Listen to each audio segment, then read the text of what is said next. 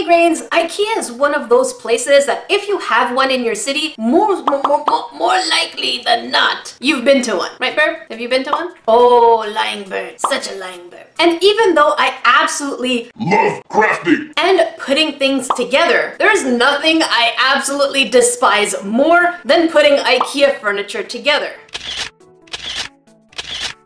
There's just something about sitting on the floor and having to figure out how things kind of just go together. You right? You gonna be pet? Yeah.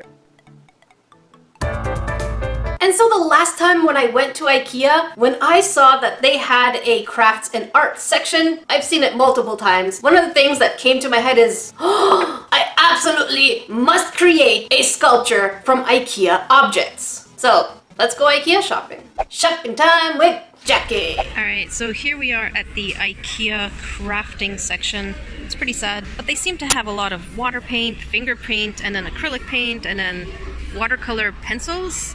So I think $10. We're gonna grab one of these, but there's no red. Guess I'll have to grab one of the finger paints. I might get another $9. And of course we can't do anything without paintbrushes. $4. So let's see what kind of quality stuff we could do with Ikea materials. And we're going to have a wonderful base to work with to sculpture-y birdie things. Thanks for finding it, Pat. Alright, I was thinking maybe to use like a cork thing, but heck, for $6.99, I think this will be a good base. With a plant, I got this plant too, so I think we can work on something. Now that we have all this material, the question is, what can we make with just a blank birdie canvas? I don't want to just paint it because that's going to be boring, and I am the bringer of... You really got into it. You got into it? I am the bringer! You know, everyone already loves you. You stealing the show is just going to make them love you even more. I need some points too. Is that okay with you? Alright, can I talk? I am the bringer of salt. So I definitely want to challenge myself and do something that I can put in my own home. But that's going to be a little challenging, isn't it? Do you think I can do it? I'll take that as a yes. Thank you, Bert.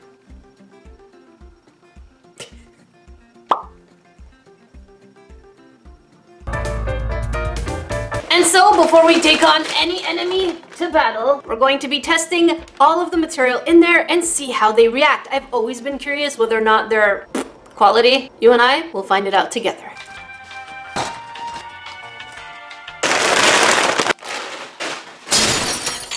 So before we get into battle, we have to know our enemy. Why did I sound like Shredder right there? Shredder. And the first set we're going to be looking at is the acrylic paints. I have no idea why Ikea thinks that the best way to have acrylic paints is these super fluorescent colors, but I'm super curious to see. Let's open this up.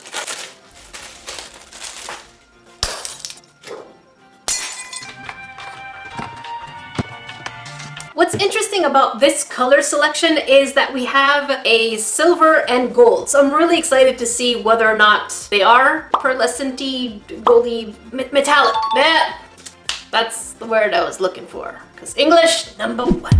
Let's start with this orange. These colors are so fluorescent that they're making my camera go, what's going on? There's too much light. And they have like this pen-like nozzle. Good boy. Oh, that is nice and thick. Oh, not anymore. What's the point of having a pen tip if it's just going to flatten anyways? And of course we can't test the paints without the paint brushes.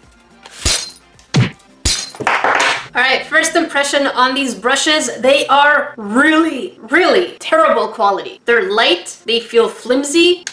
The wood seems dry and hollow, but at least the bristles seem to hold their shape just a little bit. This one here is pretty firm, so that should ideally be good for detail. Reminds me of like a calligraphy brush. And then there's this one, which is split down the middle for some reason. Another mini calligraphy. And then a broader brush. This one is about an inch. All right, let's see how this one spreads. Oh no. Oh, that is gonna be so streaky. But it is really creamy though. So my guess is maybe when we're painting, it might take a couple of layers, like 3 or 4. And now I'm going to go ahead and swatch all the other colors. They still have the same consistency. It's pretty creamy, very fluorescent-y, but hey, at least the nozzles work, right? By the way, for those of you who want to say, but Jackie, you're doing it wrong, you're supposed to shake the paint. No, I have been, And I will be constantly shaking them to make sure I get the best pigments out of this, because I don't want to self-sabotage. I know I'm a sucker for punishment, but I like it when things work out when it comes to crafting.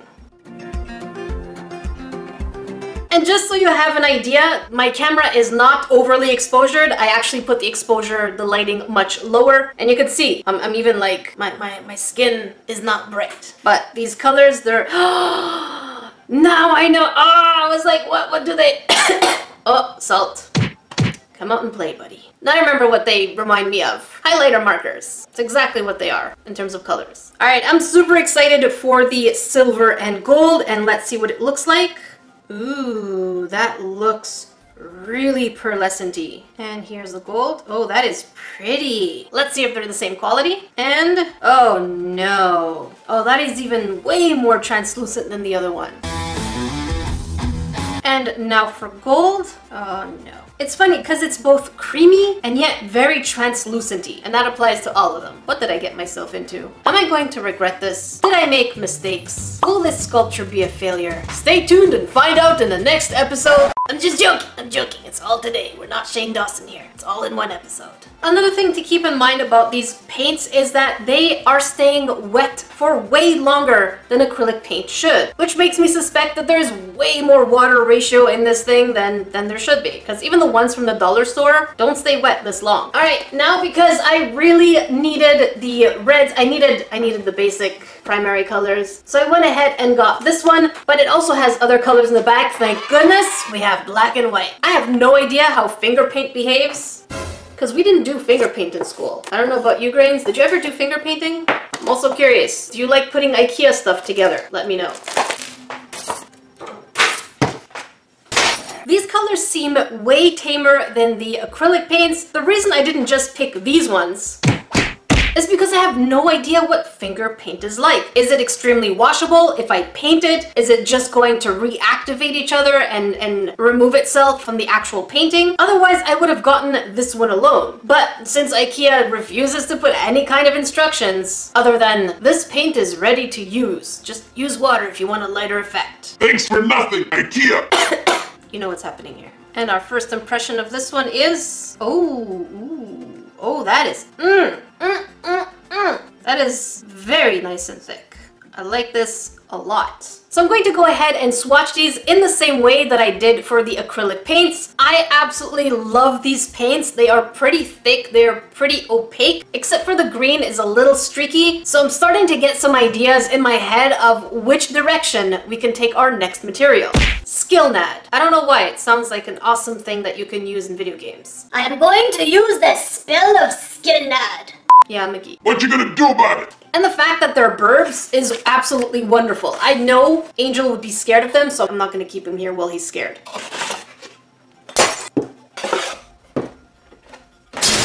When it comes to these sculptures, I feel like they fit in nicely in that fancy area of IKEA, you know, where everything, all the furniture are just white and you don't want to touch it, because if you touch it, you feel like you're the filthy one. So I definitely would never put something like this in my own home, because I like things that are Creatures of absolute darkness. And even though they're absolutely cute little burbs, it's lacking quite a bit of personality. No offense to the sculptor, they're supposed to make it so that it's inexpensive and affordable for everyone. But the rest is up to us creatives. Now, since IKEA doesn't have anything to sculpt with, I am going to give myself one little leeway, and that is using a block of Sculpey clay. Otherwise, there's no way for me to modify this because IKEA just didn't give me everything I needed. And liquid Sculpey, since they go hand in hand and you really can't attach Sculpey to anything unless you have liquid Sculpey. All right, wish me luck. Oh, and by the way, I don't know why I'm doing this voice. I'm supposed to be whispering, but I don't know what's even going on. Yes, I will be modifying both burb sculptures. We need a matching set. Yep, it's made of porcelain. Oh no. Oh, this does not want to stick. Alright, we know what we gotta do. We hit our first roadblock way sooner than I expected. I thought the paints were bad, but it seems like this is not going to be that modifiable. Is that a word? It'll be a word now. So I'm going to take some sandpaper, sand it up to make it a little rougher, and hope that we can get the pieces to stay. The idea I had for the first sculpture is I wanted it to be a monstrous burb. So now that I can finally add the pieces without them falling off left and right, at least not just yet. And so I definitely wanted to add 2 eyes. Because I don't have any other tools than the ones I got from Ikea, and I promised I wouldn't use anything else than that block of clay with the Sculpey, the liquid Sculpey, I only have my fingers to smooth things down. And if I'm feeling extra adventurous, maybe I'll use the backside of the actual paintbrush. So we're going to go with a demonic type bird creature. I don't want it to be fancy schmancy kind of, you know, like it's going to be quite the thing, I'll say. I want it to be like, look at my creature, it is scary. Like me. Now that we have the double eyes, well, the quadruple eyes, like, I definitely wanted to add a little bit more texture to the body without removing too much from the original sculpture look. So I figured a kind of filigree pattern would be really suiting for it. The magic really will come into being able to paint it with IKEA paints, but we're not there yet. We are working on filigree for now. Say that 5 times fast. Filigree for now, Here's the absolutely unpredictable spot. Can we bake this? I don't know. This is porcelain. My assumption as a little grain is that we should be able to bake it. Am I gonna mess up? I don't know. But we're going to do a first test with this little critter, shove it in the oven, and hope that it works. Because if it doesn't, it means we're gonna have to take out the air dry clay for the second one. And I don't want to do it because I don't like air dry clay. So let's put our hands together and pray to the baking gods. Dear baking gods of Evermore, please protect my piece from cracks, burns, and fallen limbs. And also, Stop breaking my stuff.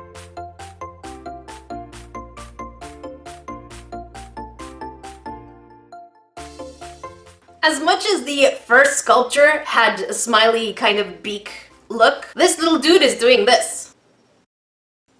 So what I really want to do is make the beak, the schnoz beak, a lot bigger and start adding a little bit of fangs in there. I don't know how difficult it's going to be to make a beak to be bigger on a small head like this, but hey, we won't know until we try, right? Right. And in order to match the beak, we need to make eyes that are equally frightening. I'm sorry, I can't help but say that this parrot looks like the John Swanson of parrots. It's quite the handsome parrot. One of the things I did notice is that it is way harder. I didn't realize I relied on my tools so much. They don't give me tools, I rely on my tools so much. This is actually way more challenging than I expected. So, you can definitely make a sculpture with just your fingers.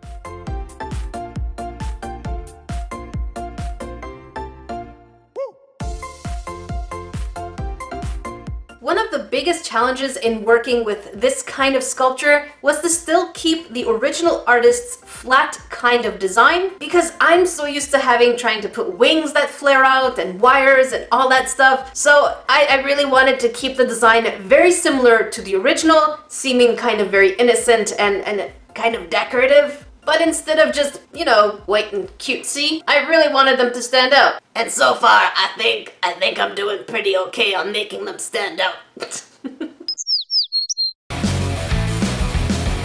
Because these are a set, I didn't want to make the bodies too different from each other, so we definitely had to go with a filigree type body.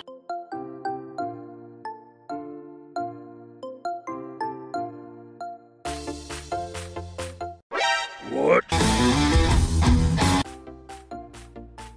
Now that the baking gods... They do not hate us, even though they are quite vengeful. When it comes to painting these sculptures right here, I'm still, again, I want to keep with the idea that they are plain sculptures because I don't want to add too much detail. If I start putting too much detail, it's going to lack a lot of actual piece detail. Does that make sense? It made sense in this thing I call a brain. So I definitely want to go with a black base. First stroke of the brush. Ooh, yes, those fingerpaints are definitely right up my alley. And a little bit of red to make those eyes even creepier. What? And then the maximum amount of detail I'm going to be putting is using these golds right here. And I feel like putting one of them in the gold highlights and the other one in the gray highlights is because if you start looking at the swatch, once we start moving from side to side, wow, I cannot talk today. On this paper, there's an actual shine to them, even though the paint quality is absolute trash. And I would not recommend neither of these two paint sets from Ikea because you could get better quality from the dollar store. I feel like the gold and silver are definitely something to be worked with. Most definitely when it comes to using the Ikea brushes, they were poop. Absolute poop. The ones with the hard ends were just kind of like, nah, I don't want to put any paint on there. And then the thicker ones seemed to have been soft, but at the same time, they were scraping off the paint off the first layer. Mind you though, that could be the actual paint itself, but I'm just gonna blame everything in general right now. Here they are all done. We can see side by side the first one that is, I think they're both cockatoos. And I have to admit, I really do love the after as opposed to the before. Probably that's because I made it. And I thought I would love the silver colored one more, but as it turns out, I really like the gold one. And trust me, it was on purpose that I didn't color the accents fully because I still want it to look like a decor / antique. Which one of these two is your favorite? Let me know in the comment section below. And have you ever made over anything from Ikea? Let me know in the comment section below. I'm really interested in what project you took over and how you made it in your own style. I also love the effect of putting it inside the lantern, and I plucked out a few of those plastic plants. And now suddenly it looks like you have a really demonic type birdie. By the way, never ever put parrots or birds in tiny enclosures. Make sure that you have the biggest enclosure possible. But in this case, it's a demonic bird and it loves to live in this one. Okay, that's the story behind this bird. So the question is, does Ikea have art supplies or craft supplies that are worth buying? The answer is No. they're gooey, inconsistent, super water soluble. So if you want something that lasts, maybe not a good idea. If you want to watch the previous crafting video, make sure you check up here. And if you want Salt in your veins, because this was not salty enough. make sure you check it down here. Until then, I will see you grains in the next video.